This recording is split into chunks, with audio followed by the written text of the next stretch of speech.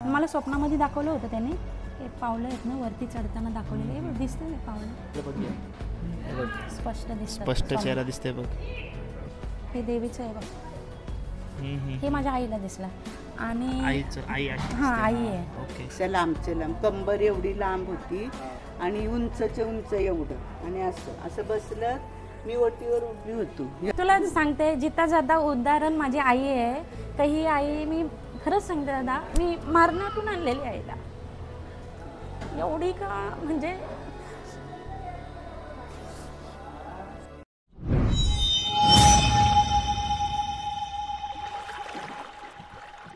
नमस्कार, शुभ सकाळ, श्री स्वामी समर्थ. ही व्हिडिओ पहाटे पहाटे टाकले याचं कारण आजची पहाट आणि येणारे दिवस तुमचे स्वामींच्या नावाने झाले म्हणजे त्यासाठी सर्वात पहिले तुम्हाला गुरुपौर्णिमेच्या खूप खूप शुभेच्छा. आजच्या ब्लॉगमध्ये तुम्हाला बघायला भेटणार आहे तेच म्हणजे आज आपण जाणार आहोत उरण मुलेखण गावामध्ये. आणि मुलेखणमध्ये हेमांगी नावाची ताई आहे, तिचा परिवार आहे. तिच्या परिवाराला कसे स्वामी पावले आणि त्यांच्या स्वप्नात येऊन कशी त्यांना दिशा दाखवली, त्यांचा अनुभव आणि आपल्या मठ मंदिर स्थापनापासून सर्व काही तुम्हाला या ब्लॉगमध्ये बघायला भेटणार आहे. मी त्यांना भेटून आलेलो आहे आणि ज्या वेळी कहाणी मला सांगत होते तेव्हा कॅमेरा त्यांच्यावरती होता, पण अंग भरला होता माझा, थरथरी अंगात भरली होती. एवढा चांगला अनुभव त्याही समोरून जाणवला आणि तेच ऐकताना म्हणजे तुम्हाला सांगू नाही शकत. म्हणून मी लवकर पहाटे टाकते, कारण का तुमची पहाट या स्वामींच्या नावाने झाली पाहिजे यासाठी. तर चला कमेंट बॉक्समध्ये श्री स्वामी समर्थ लिहायला विसरू नका. टाइमपास न करते हा व्हिडिओ सुरू करूया. श्री स्वामी समर्थ.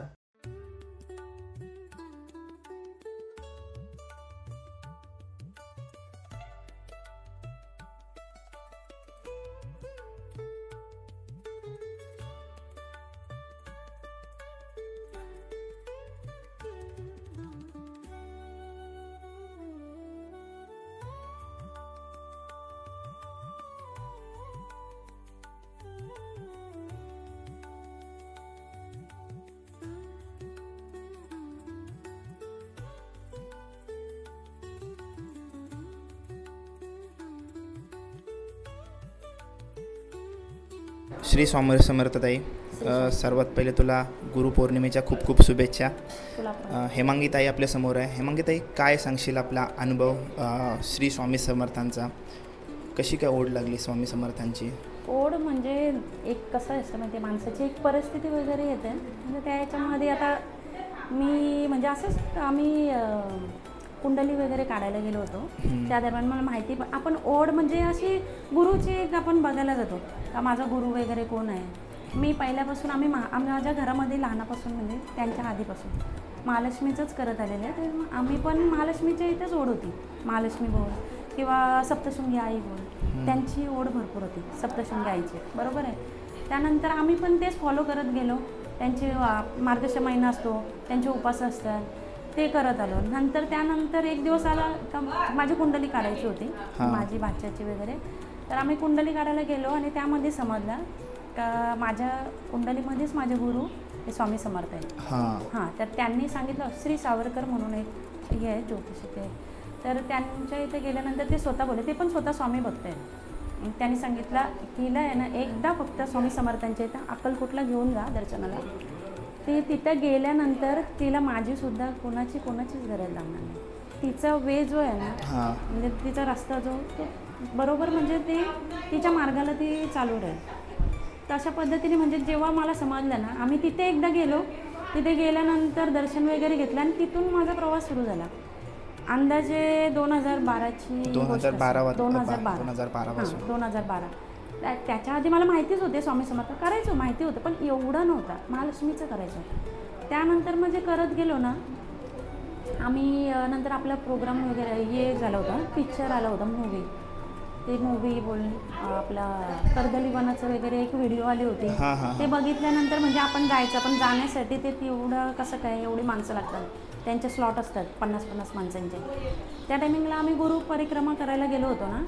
तर गुरु परिक्रमा करता करता म्हणजे आमचं त्याच्यामध्ये ठरलं पण नव्हतं. आमचं रात्री 8 वाजले होते आणि राहायचं कुठं तर श्रीशैल्यमला मी राहायला गेलो होतो.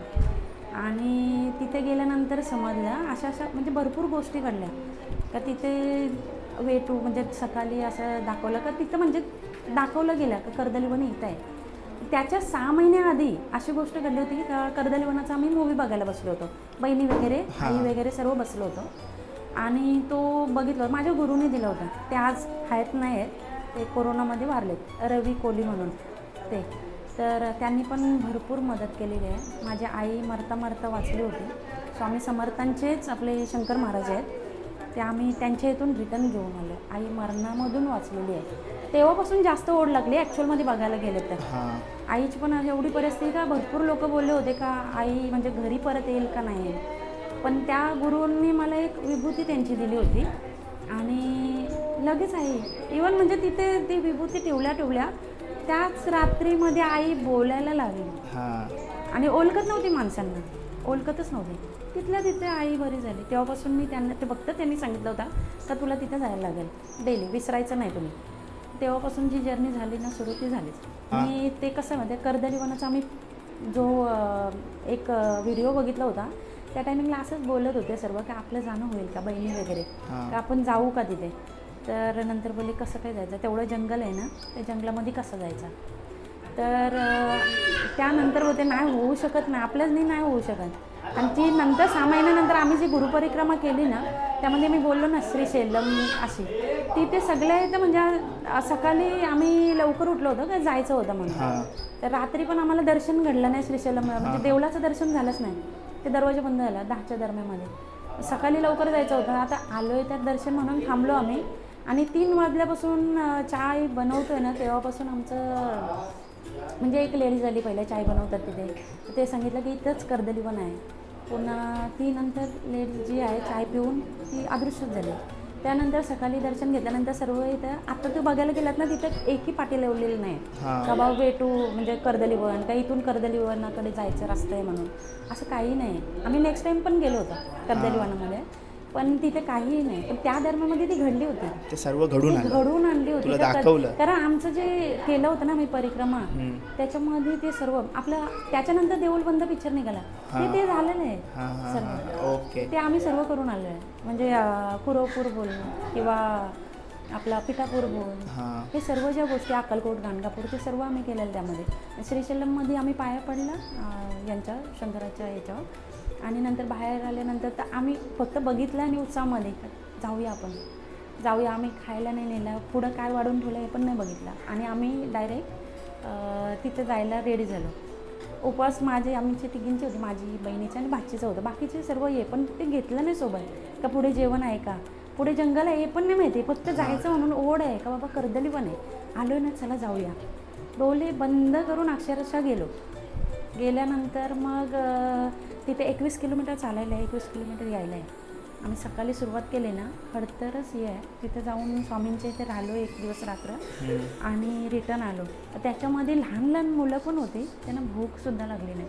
हा आमचा तिथला प्रवासामध्ये आलेला अनुभव. हां तिथला अनुभव कुठलीच. आणि आम्ही 2 दिवस झोपलोसुद्धा नव्हतो, तरी पण एकही म्हणजे लहान पोरं पण थकली नाही, थकवा नाही. फक्त तिथं पाणी होतं, पाणी एक कृष्णा नदी आहे त्याचं पाणी पिलं होतं आणि एक स्वामींच्या इथल्या तिथे एक झरा आहे तिथलं पाणी पिलं होतं, तरी पण कोणाला फक्त फ्रेश होते सर्व फ्रेश. आणि आल्यानंतर आणि अजून तिथलं म्हणजे कसं माहिती आहे, जाताना आम्ही पैसे काढले होते तिथे पण जाण्यासाठी. आम्ही 13 जणच होतो, तिथे घेत नव्हते ते का 20 जण तरी पाहिजे. तिथे पण 6 माणसं आले, अचानक आले, आम्हाला पण जायचं आहे. मग आम्ही तिथे ठरवलं, पण तिथं ते पण ठरवलं, ते पण देवाची करणीच होती. कारण ते सांगतात आम्ही मित्र होईल, पण ते मित्र आता बघा आम्ही पण विचारलं नाही, लक्षात नाही, कारण जायची ओढ होती म्हणून आम्ही लक्ष नाही दिला. एक मित्र होता कोल्हापूर, सोलापूर, पुणा वगैरे म्हणजे असे ठिकाणं, तुळजापूर वगैरे म्हणजे तशी ठिकाणावरून आलेले होते ते. पण नंतर आलं लक्षात का मित्र बोलतात पण एवढं लांब लांबचे एकत्र कसे आले. आणि नंतर आम्ही आल्यानंतर रिटर्न आहे ना ते पण नाहीसे झाले आणि रात्रभर त्यांनी आम्हाला प्रोटेक्शन दिलं. हे वगैरे पेटवलेलं ना त्यांनी, आग वगैरे पेटवली होती, रात्री भालू वगैरे तिथे येतात सर्व तसंही. आणि त्याच्यामध्ये जाताना आहे ना मी स्वतः पैसे, कारण आम्ही ट्रिपला वगैरे गेलो ना सर्व बहिणी वगैरे माझ्या इथं पैशांचंही देतात तू बघ म्हणून. तर सर्वांचे अजून मला लक्षात आहे तेव्हाची गोष्ट. तर आपलं लॉकडाऊन पडायच्या आम्ही आधी गेलो होतो तिथे. तर म्हणजे 750 प्रत्येकाचे आले होते, बरोबर आहे 750 आले होते. आणि मी मोजायला लागलो तेवढ्या माणसांचे. आता परफेक्ट घेतले. आता मला सांग, तू कपल असेल तर दोघांचे झाले किती? 1,500 होतात की नाही? मग मी चुकणार नाही ना एक माणसाचे पैसे घेण्यासाठी. तर मी असे पैसे मोजले आणि नंतर मी तिथं बघायला लागलो, बरं एक माणसाचे पैसे जास्त येतात तिथे भरपूर, अर्धा तास. तर मला बहिणीने विचारलं काय चाललं आहे, म्हणजे तू काय एवढं याच्यामध्ये काय आहेस? मला मी सगळ्या बरेच वेळा मोजले, पण एक माणसाचे पैसे ॲडिशनल येतात. ते स्वामींचे पैसे होते. म्हणजे स्वामींचे पैसे भरून स्वतः आमच्यासोबत आले होते आणि सर्वांनी तिथे अनुभव घेतला का स्वामी आपल्यासोबत आहे. हां, रात्रभर तिथे आम्ही राहिलो ना, तर एक मेणबत्ती ती विझलेली, ती सुद्धा 12च्या दरम्यान पेटली ना, तिची ज्योत एवढी मोठी होती तरी, तेवढी ज्योत, आणि ती पाऊण तासपर्यंत ती पेटतीच होती. ते पुण्याचे होते ना थोडे सेवेकरी वगैरे, त्याने ती विझवली नसते ना तर अख्खी रात्र निघाली असते त्याच्यावर. आणि अष्टगंधाचा वास तेवढ्या रात्री 12 वाजता. आणि त्यांची एक हे झाली, म्हणजे येण्याचं एक पायरीवरती त्यांचं ते आवाज आला आणि तेव्हाच वास वगैरे आला, सुगंध आपलं अष्टगंधाचं येतो ना आपलं नातर वगैरे, तसा एकदम मस्त त्याला शब्द आपण वापरू शकतो. म्हणजे त्यांची असल्याची अनुभूती झाली. आणि त्यानंतर त्या ज्योतीवरती जी मूर्ती आहे ना दादा, एवढीच आहे, पण त्या प्रकाशामध्ये आहे ना ती मूर्तीची आम्हाला जी दिसत गेली ना, ती मोठी मोठी होत गेली भरपूर. म्हणजे तिथं आम्ही हे घेतले आणि नंतर सकाळी मोठा अनुभव आहे तुझ्यासाठी तो, भरपूर मोठा आहे अनुभव. आणि त्यानंतर इथे कसं आहे माहिती आहे, इथे आम्ही आल्यानंतर आईला सतत तिथे आहे ना, आमची एक मशीन आहे पाण्याची, तिथे पहिले हा मंदिर नव्हता, हा मठ नव्हता इकडे. म्हणजे झाले 3 वर्ष झाले, 3-3.5 वर्ष झाले असतील. आणि हा याला आत्ता गुरुपौर्णिमेला 2 वर्ष, म्हणजे आज वर्धापन दिन. वर्धापन दिन आहे आज. 2 वर्ष झाले. 2 वर्ष होते. तिथे 1-1.5 वर्ष झाले. ती आपली जागा आहे जिथे आपण थोड्या वेळानंतर जाणार आहोत. म्हणजे तिथं कसं म्हणजे आईला दिसायचं दत्तगुरूंचं स्थान आहे. आम्ही तिथं फोटो वगैरे ठेवले, पूजायचं वगैरे तिथं पूजायचे, अमावश्याला नारळ वगैरे फोडायचो. आणि त्यानंतर आहे ना, आम्ही गाडी वगैरे घेण्यासाठी तिथे एक छत केला. तर आम्ही विचार केला बाबा तिथे एक छोटंसं मंदिर करूया. आम्ही देवारा वगैरे आणला, बघा आम्ही देवारा आणला, जाऊन लगेच घेऊन आलो. तो अजून पडलेला आहे तिथे, नवा कोरा तिथेच. तर ते मांडल्यानंतर स्वप्नामध्ये दृष्टांत दिला तर मला हे नको आहे, तुम्ही काढून टाका. मला एक कालीशिला पाहिजे, एक कमान पाहिजे, ते पाहिजे. आम्ही तसं. कोणत्या स्वप्नामध्ये आला? स्वप्नामध्ये कोणाच्या आला? स्वप्नामध्ये माझ्या भाच्याच्या आला. भाच्याच्या? ती गोष्ट भाच्याची आली. म्हणजे आम्ही 3-4 मोजून होतो, ज्यांचं ते फिरत होता. आणि ते कार्याला तुम्ही सर्व सोबत असायचं? सोबतच होतो. तसं हे झालं. आणि नंतर मग आम्ही ते हे करण्यासाठी गेलो, आणायसाठी गेलो. एका दिवसामध्ये ते ठरवलं, ते काढलं आम्ही.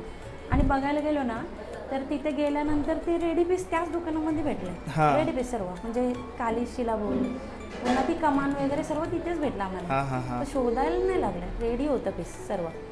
ते घेऊन आलो. एका दिवसात भाच्याने वगैरे ते काढून दिलं, प्लॅन वगैरे. त्यांनी बरोबर मामाचं एक कामगार आहे, त्यांनी बोलवलं, त्यांनी बरोबर ते व्यवस्थित केलं. ते आता तिथं आहे. तिथे मग मूर्ती बसवली, सर्वही बसवलं. त्यानंतर पण केल्यानंतर मूर्ती आणायची होती ना, दत्तगुरूंची भेटली. स्वामींची शोधण्यासाठी आम्ही भरपूर बॉम्बेला वगैरे गेलो होतो. बॉम्बेच्या एका मठामध्ये आम्ही हे केलं ना, तर तिथे समजलं, तिथे एक दादा होता, सेवेकरी आहे. तो बोला, तू इथे काय करते, तुझी मूर्ती तुला अक्कलकोटला वाढ. तर आम्ही लगेच आल्यानंतर आहे ना, आल्यानंतर आम्ही डायरेक्ट ठरवलं त्याच दिवशी आपल्याला दुसऱ्या दिवशी जायचं आहे म्हणून ठरवलं. दुसऱ्या दिवशी आम्ही तिकडे गेलो, अक्कलकोटला गेलो. आणि स्वामींची मूर्ती अक्कलकोटवरून तुम्ही आणली? अक्कलकोटला. ते पण ते शोधायला म्हणजे भरपूर परिक्रमा झाली, कुठेच भेटत नव्हती. सगळ्या दुकानांमध्ये म्हणजे सर्व मूर्तीचे प्राईस सांगायचे, दुसरा येऊन सांगायचं काय हे नवीन आहे माणूस, तो नवीन आहे, त्याला नाही माहिती आहे त्याची प्राईस एवढी आहे, म्हणजे कमी सांगायचं आणि जास्त सांगायचं, सगळे ते तेच. शेवटी कंटाळून नंतर आहे ना स्वामींना सांगितलं, बहीण बोलली तू स्वामींना बोल जाऊन आतमध्ये. आम्ही प्रदक्षिणा भरपूर झाल्या आमच्या तिथेच देवळामध्ये. इथून निघाल्यानंतर तिथे जायचं असं सतत. तर मग शेवटी त्यांना परीक्षा घेत होते तुमची? परीक्षा झाली. त्यानंतर मग गेल्यानंतर त्यांना सांगितलं पाया पडून का बा आता तुम्हाला यायचं आहे ना, थकलो मी, आता तुम्हाला यायचं आहे ना ते तुम्ही या. त्यानंतर मग आम्ही चोलापेच्या मठात गेलो. चोलापेच्या मठात गेलो, तिथे एक मूर्ती बघितली, ती पंचधातू टाईपमध्ये होती. ती बघितल्यानंतर आम्ही ठरवलं बाबा येतोय. त्या ताईला, त्या दुकानवाल्या अजूनपर्यंत गेल्यानंतर तिला आवाज दिल्याशिवाय मी येत नाही रिटर्न. तर तिला सांगितलं उद्या मी येते, अभिषेक करते तिथे चोलापेच्या मठामध्ये आणि नंतर मग आम्ही घेऊन जातो. गेलो थकलेलो, गाडी इथून चालवत गेलो होतो, त्यामुळे मी पूर्ण थकलो होतो.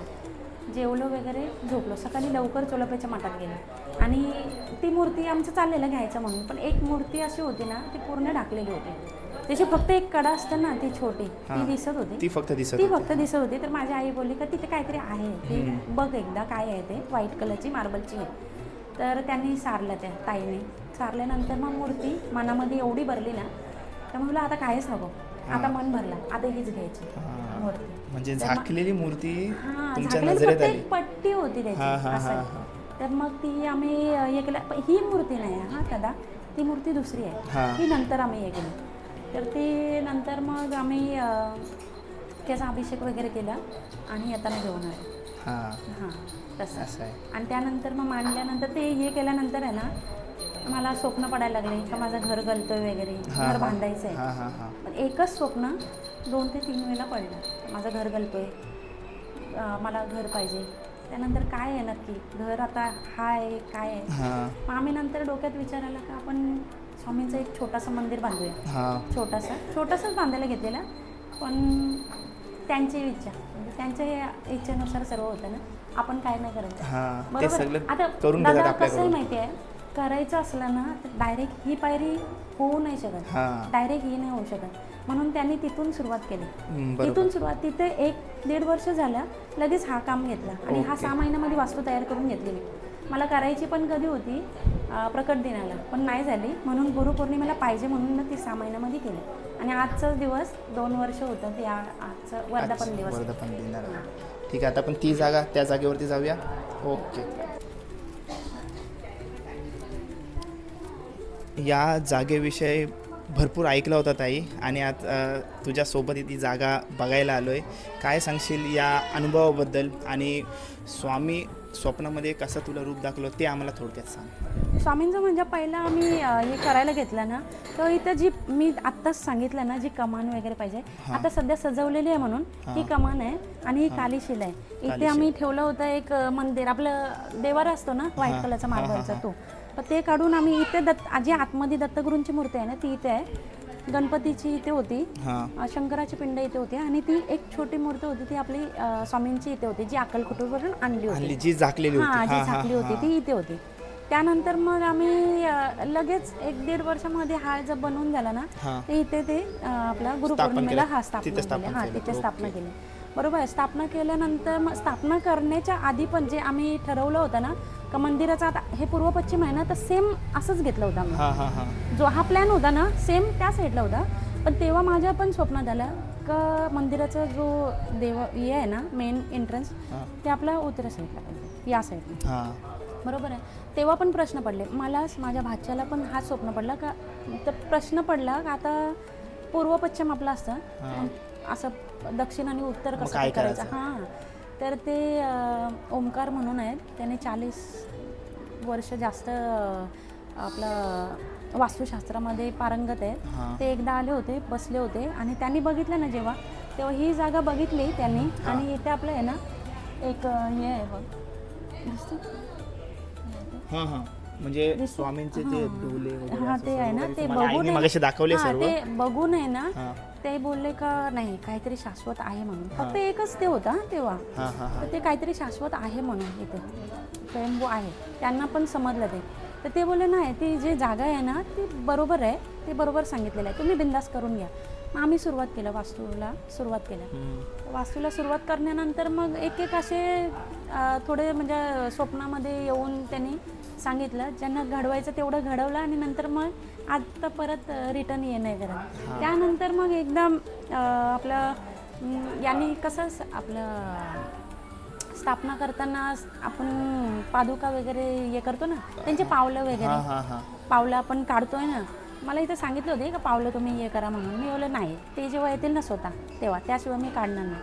तर त्यानंतर आहे ना, इथे एक पाऊल आहे, इथे हा एक पाऊल आलेलं आहे, श्री स्वामी समर्थ ना, हे पाऊल मला स्वप्नामध्ये दाखवलं होतं त्याने. हे पावलं आहेत ना, वरती चढताना दाखवलेले, हे दिसतं हे पावलं, स्पष्ट दिसतात ना पावलं, आहे ना पावलं. हे झाले. त्यानंतर गुरुवारचं एक दिवशी मी हेच करायला आलो होतो, पूजा. हे पण ना, हे बघा, हां सर्व पावलांचंच आहे ते. आणि त्यानंतर इथे त्रिशूल होता, पण आता ते झाडाचं मोठं झालं ना, आता ते इथे त्रिशूल होता.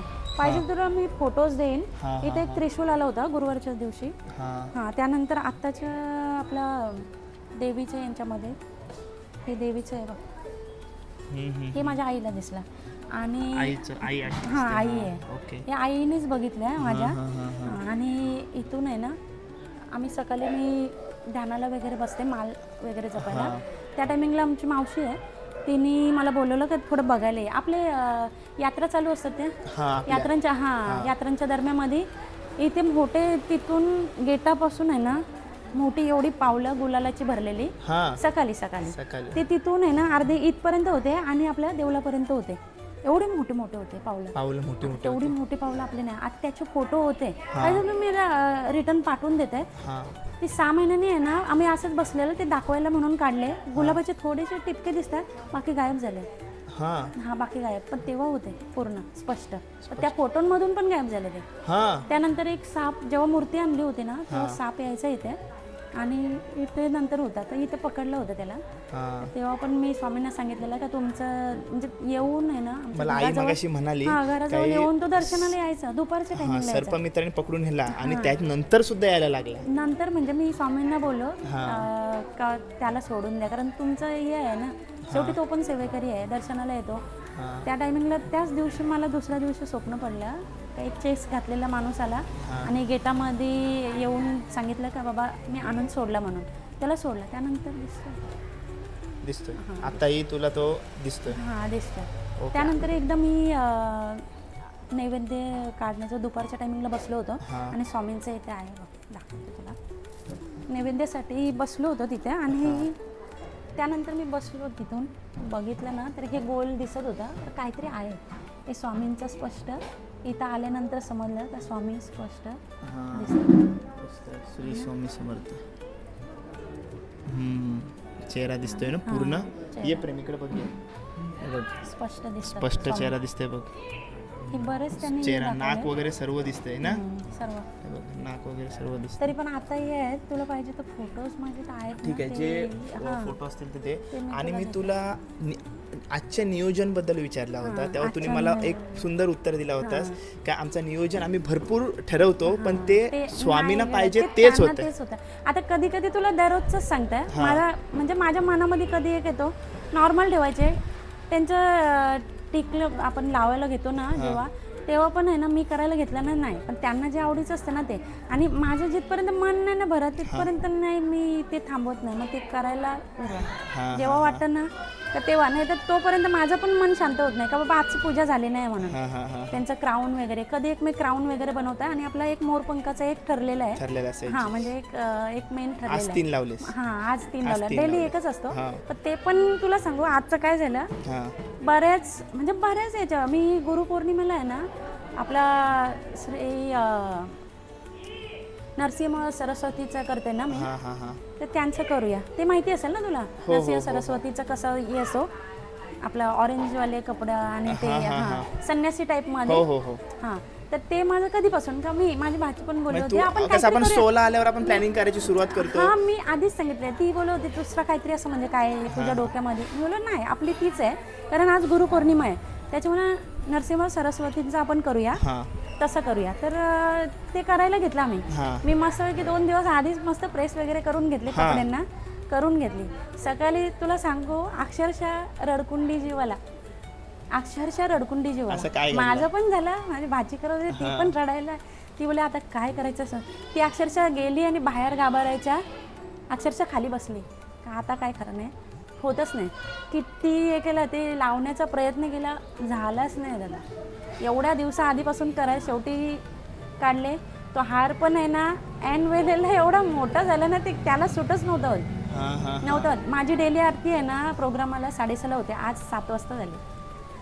त्यानंतर मग बरं जाऊया, एक काम करूया, कपडे चेंज करूया.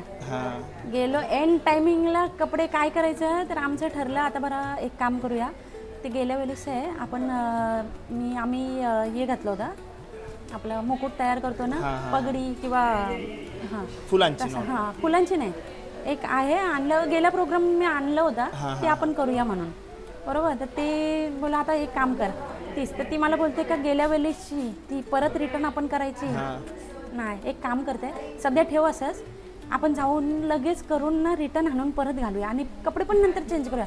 मी बोलले एवढी माणसं चालू आणि रिटर्न तू कपडे कसे चेंज करशील, एवढं असतं त्याच्यामध्ये, नाही होऊ शकत. एक काम करूया, मी जाते आणि आपण कपडे चेंज करूया. मी गेलो, कपडे एक त्यातली जी घातले होते ना ते दुसरी पद्धतीची एक नवी कोरी होती ती आणली, जी आत्ता घातलेली आहे ते एका पटकन आलो, कपडे चेंज केले. कपडे चेंज केल्यानंतर मग बघितलं बाबा नाही हार वगैरे सूट होतोय, आता करूया. आता प्रश्न पडला आता काय करायचं, डोक्यावर क्राऊन.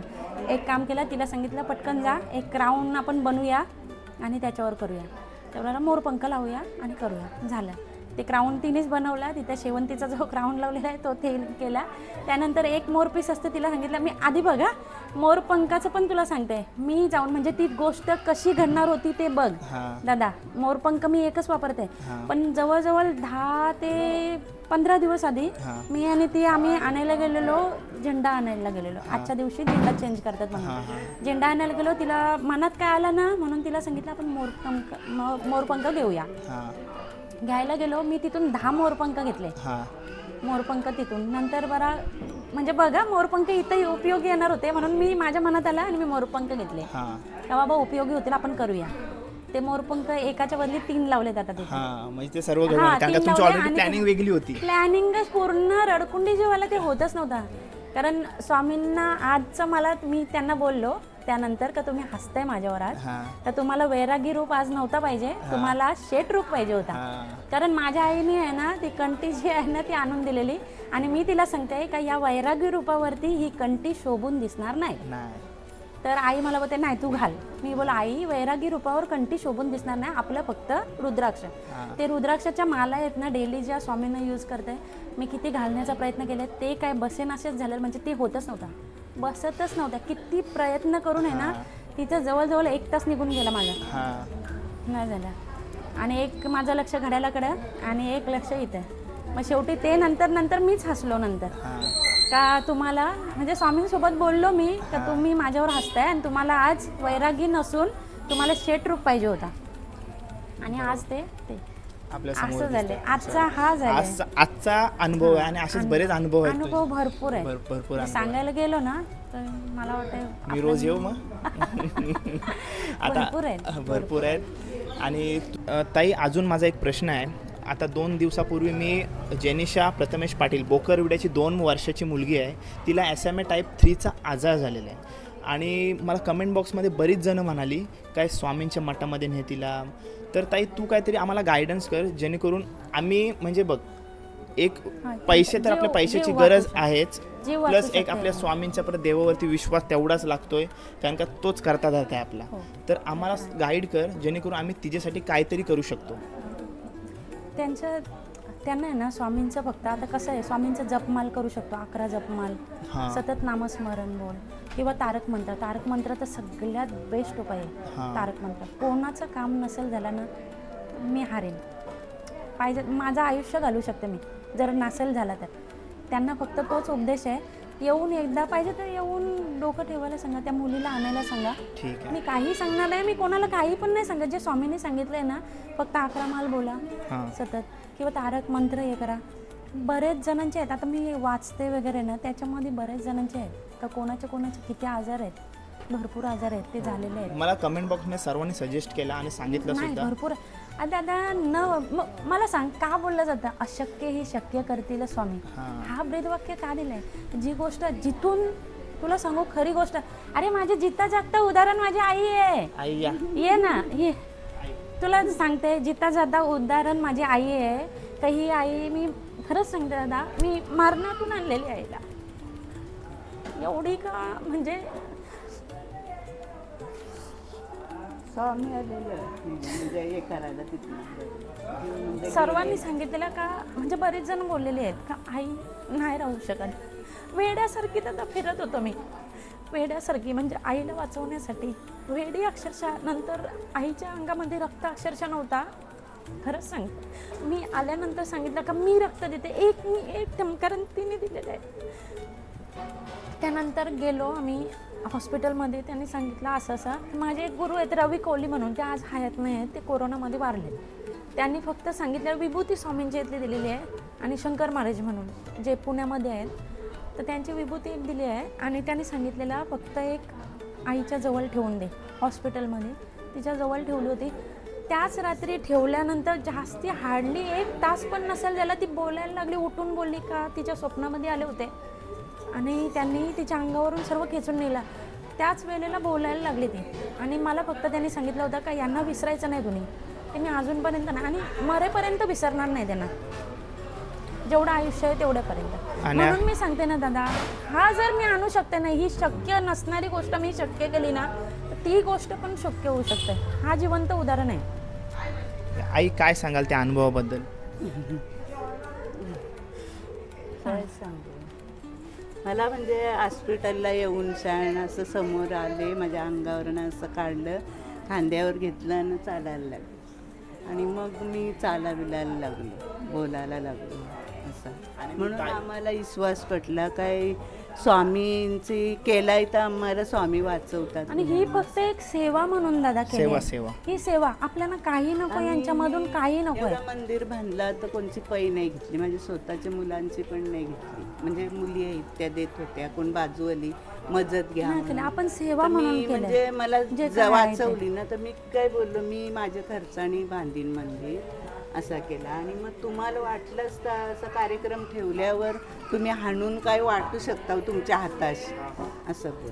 आम्ही कोणता पैसा नाही घेतलाय काही. ही सेवा तुम्ही करत आहे. पण ताई मला एक बोलायला नक्कीच आवडेल, काय बऱ्याच गोष्टी पावलांपासून शेषनागापासून सर्व काही गोष्टी पहिले आईला सुद्धा दिसायचं, म्हणजे आईला पण तेवढाच जास्त अनुभव आहे. माझ्या जास्त तिचा अनुभव असेल म्हणजे दत्तगुरूंचा भरपूर आहे. इथे आले, हे पांडे लावले याला अशा लांबचे लांब, कंबर एवढी लांब होती आणि उंचचे उंच एवढं. आणि असं असं बसलं, मी ओटीवर उभी होतो, या मंदिर नव्हता तेव्हा, वटीवर उभी होतो तर असे हात धरून उभी होतो. आमच्या घरवाले हार बनवत होते, तर येऊन बसलं म्हणून मी बोलते त्यांना, हो बरं आपले इथं स्वामी भक्त कोणतरी आलेत.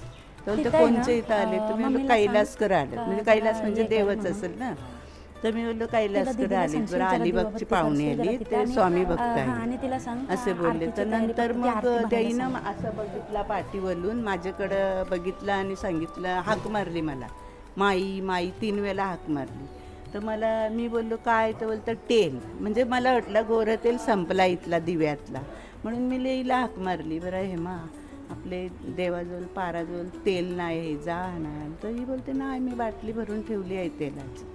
म्हणून विश्वास म्हणजे पहिलेपासून म्हणजे ते स्वप्नात यायचे. बोरिंग खंडली तर येऊन सण इथं 3 मुखी दत्त असे उभे राहून सण पाण्याचा एवढा मोठा झरा सोडला. तेव्हापासून मी इथं आमचा हे बांधलेला बोरिंगला, तिथं मी फोटो आणून ठेवला याचा दत्तगुरूंचा.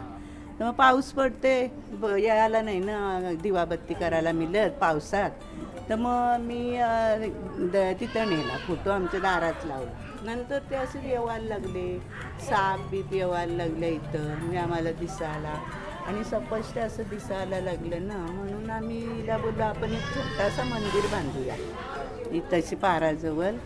तर मग छोटा बोलताना त्याही एवढा करून घेतला आमच्या करून, असा सर्व काही तेच करून घेत आहेत. आणि तेव्हापासून आजपर्यंत प्रवास चालू आहे. आमच्याकडे एवढं पैसे पण नव्हतं का आम्ही एवढा बांधू, पण बांधीपर्यंत पैसे म्हणजे कमी नाही पडले, नाही आले, इथंच राहिले. इथंच तर मला म्हणजे सगळी बोलत, तुझ्या इथं पैसे नाही, तू एवढा कसा बांधशील.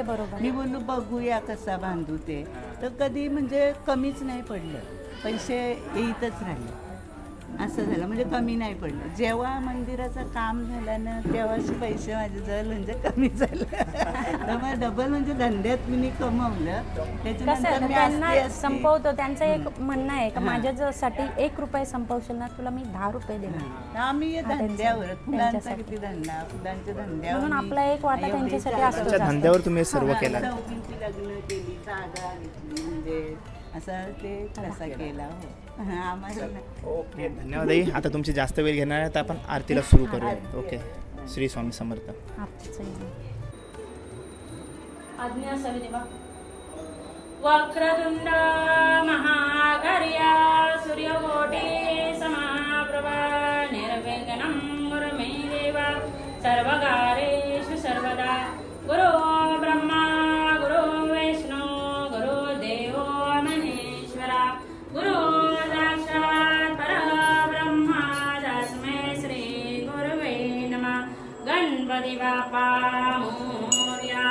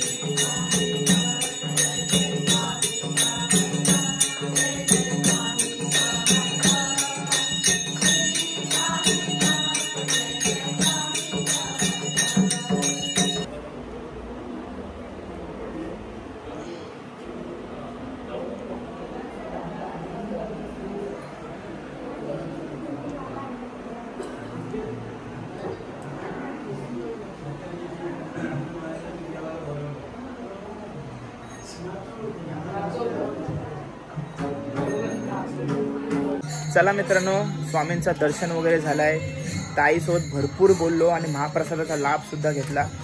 खूप भारी वाटला आणि तो एक क्षण होता आणि त्या क्षणाला आम्ही सर्व एकदम स्तब्ध झालो होतो. प्रेम, ताई जेव्हा सांगत होती आपल्याला तेव्हा ते गुजबम झालेले पूर्ण अंगावर शहारे आले होते. शांत झालो आम्ही. काय म्हणजे जे सांगत होते ना, एकदम मन असं थप्प होऊन गेलेलं ऐकून सर्व. पहिल्यांदाच एक्सपिरियन्स केला एकदम. आपण अशा गोष्टी ऐकत असतो नेहमी, समोर जो ऐकण्याचा एक्सपिरियन्स होता ना, अनुभव होता ना, एकदम भारी होता, एकदम भारी वाटला. आणि जागृत देवस्थान आहे. ताई भरपूर स्वामींचे सर्व सेवा वगैरे करते. भरपूर तिच्याशी बोलून सुद्धा बरा वाटला आणि ऑफ कॅमेरा पण आम्ही बराच ताईशी बोलत होतो. चला व्लॉग एंड करूया ना. हो चला, दर्शन वगैरे मस्त झाला, आरती वगैरे भेटली आम्हाला आणि आता भजन सुरू आहेत. आमचा महाप्रसाद पण झालेला आहे. तर व्लॉग एंड ना. तर चला, व्लॉग कसा वाटला कमेंट करून नक्की सांगा. कमेंट बॉक्समध्ये श्री स्वामी समर्थ लिहायला विसरू नका. भेटूया अशाच नवीन नवीन पारंपरिक व्लॉगमध्ये. Till take care, bye bye, see you soon. Shri Swami Samarth.